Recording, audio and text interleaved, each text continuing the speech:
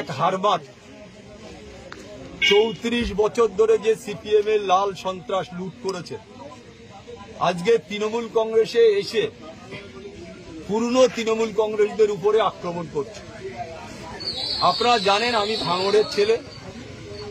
আমি শুধু তৃণমূল কংগ্রেস গঠন হওয়ার পর থেকে রাজনীতি করিনি। মমতা বন্দ্যোপাধ্যায় যখন ৮৪ সালে যাদবপুর লোকসভায় দাঁড়ায় তখন থেকে আমি দিদির সাথে রাজনীতি করি। আজকে যেটা আমার বলার, যে এক এক করে যারা ভাঙড়ের পুরনো তৃণমূল কংগ্রেস যারা লড়াই করেছে, জীবন দিয়েছে, গত পঞ্চায়েতে হয়তো আমি মারা যেতে পারতাম, আমার ছেলে মারা যেতে পারত, খাদিজা বিবি মারা যেতে পারত, তাদের উপরে গত পরশু থেকে শওকত মোল্লা নিজে যে আরাবুলের যেসব ছেলেরা আছে তাদের হাত ভেঙে দাও, পা ভেঙে দাও, তাদের গুড়িয়ে দাও, তাদের মেরে দাও, তার বক্তব্য আপনারা ইতিমধ্যে বিভিন্ন চ্যানেলে প্রকাশ হয়েছে।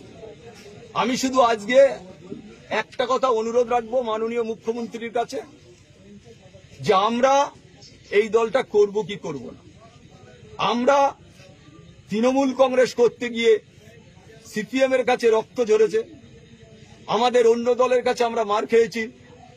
আজকে যিনি এখানে এসে অবজারভার বলে যিনি দাবি করে এলাকা যেভাবে সন্ত্রাস করছে, আজকে যারা মেরেছে তারা কিন্তু কেউ ভাঙড়ের ছেলে নয়। ক্যানিং থেকে লোক এনে ভাঙড়ে তৃণমূল কংগ্রেসের কর্মী আলতু হচ্ছে আমার ভাইয়ের মতো, যার নাম লালবাবু মোল্লা। আমার নিজের ভাইয়ের মতো, আমি তার ভালোবাসি। 24টা ঘন্টা আমার সাথে থাকে, আপনারা মিডিয়ার লোক সবাই জানেন। তার গাড়ি ভাঙা হয়েছে, তাকে মেরে দেবারও ষড়যন্ত্র হয়েছিল, কোন রকম ভাবে সে প্রাণে বাঁচে। যে অফিসটায় আমি ভোজেরহাটে বসি সে অফিসটা পর্যন্ত গুড়িয়ে দেওয়া হয়েছে।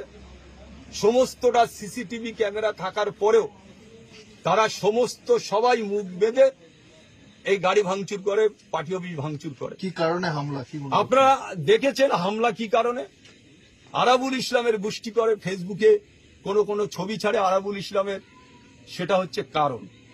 আপনারা দেখেছেন গত পরশুকার দিন, আপনারা গতকালই বাপি আমাদের প্রাক্তন প্রধান, ওর ওয়াইফ দুবারের প্রধান, ও অঞ্চলের এখনো ভগবানপুর অঞ্চলের সভাপতি, তাকে মারা হয়েছে, তার বউকে মারা হয়েছে। যেভাবে এরা নোংরামু করছে, আজকের আপনারা দেখবেন সর্বত্র বোমা ফাটছে। কেন? একটা সন্ত্রাস কায়েম করার জন্য ভাঙড়ে নতুন করে শওকত মোল্লার নেতৃত্বে গোটা ভাঙড়ে যারা পুরনো তৃণমূল কংগ্রেস আছে তাদের উপরে আক্রমণ করা চলছে। আমি শুধু দিদির কাছে হাত জোড় করে অনুরোধ রাখবো, অভিষেক বন্দ্যোপাধ্যায় আমার নেতা, আমার নেত্রী হচ্ছে মমতা বন্দ্যোপাধ্যায়। তানার আদর্শ নীতি নিয়ে আমি 2006 সালে ভাঙড় থেকে বিধায়ক হই। তানার আশীর্বাদ এখনো, আমি তানার কাছে শুধু হাত জোড় করে বলবো যে আমরা কোন পথে যাব, এর বিচার আমরা চাই।